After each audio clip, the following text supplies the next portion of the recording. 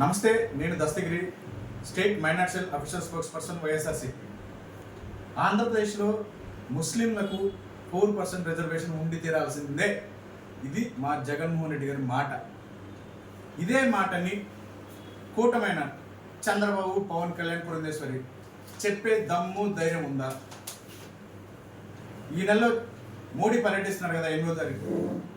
ఈ పర్యటనలో మోడీతో కానీ, మోడీ ముందు కానీ చంద్రబాబు, పవన్ కళ్యాణ్, పురంధేశ్వరి 4% రిజర్వేషన్ ఆంధ్రప్రదేశ్లో కొనసాగిస్తాము చెప్పే దమ్ము, ధైర్యం చెప్పించే అవకాశం ఉందా?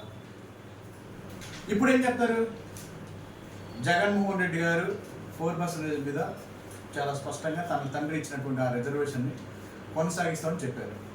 అయ్యో ఇప్పుడు మోడీ గారు ఒప్పుకోలేదు, బీజేపీ ఒప్పుకోదు, మా కేసులకు మళ్ళీ మేము ఇబ్బంది పడిపోతాం కాబట్టి 4% రిజర్వేషన్ మేము ఇవ్వలేకపోతున్నాం చెప్తారా? అసలు మేనిఫెస్టోలోనే 4% రిజర్వేషన్ పెట్టలేదు అంటే మోడీకి భయపడి వణికిపోయే 4% రిజర్వేషన్ సంబంధించినటువంటి అంశాన్ని ప్రస్తావించాలా? ఇది చాలా స్పష్టంగా తెలుస్తుంది.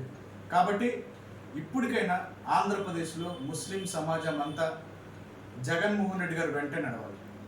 ఎందుకంటే చాలా స్పష్టంగా చెప్పడం జరిగింది, జగన్మోహన్ రెడ్డి గారు ముస్లిమ్స్కి సంబంధించినటువంటి ఏ ఇబ్బంది వచ్చినా సరే ముస్లిమ్స్కి అండగా ఉంటానని జగన్మోహన్ రెడ్డి గారు చాలా స్పష్టంగా చెప్పడం జరిగింది. ఈ కూటమిని నమ్ముకుంటే మళ్ళీ ముస్లిం సమాజం పిల్లలు పంచల షాపులకు, మెకానిక్ షాపులకు, కూలి పనులకు వెళ్లాల్సిందే. ఖచ్చితంగా 4% రిజర్వేషన్ బీజేపీ తప్పిస్తుంది. కాబట్టి ఇప్పటికైనా ముస్లిం సమాజం చంద్రబాబు, పవన్ కళ్యాణ్, పురంధేశ్వరికి అనుబంధ సంఘాలుగా పనిచేస్తున్నటువంటి కొన్ని ముస్లిం సంఘాలు అనే ఒక ముసుగులో ఉన్నటువంటి నేతలు ఇప్పటికైనా ఆలోచించండి.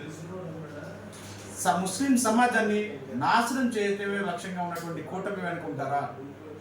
ముస్లిం సమాజాన్ని అభివృద్ధిగా, ముస్లిం పక్షపాతిగా ఉన్నటువంటి జగన్మోహన్ రెడ్డి గారు వెంట ఉంటారా అనేది నేతలు తెలుసుకోవాలి. ముస్లిం సమాజం అంతా కూడా చాలా స్పష్టంగా వచ్చింది. 2024లో ముస్లిమ్స్ సమాజం అంతా కూడా జగన్మోహన్ రెడ్డి గారితో వెంట ఉంటారు. కాబట్టి మీ స్వలాభం కోసం సమాజానికి మీరు దూరం కావద్దు.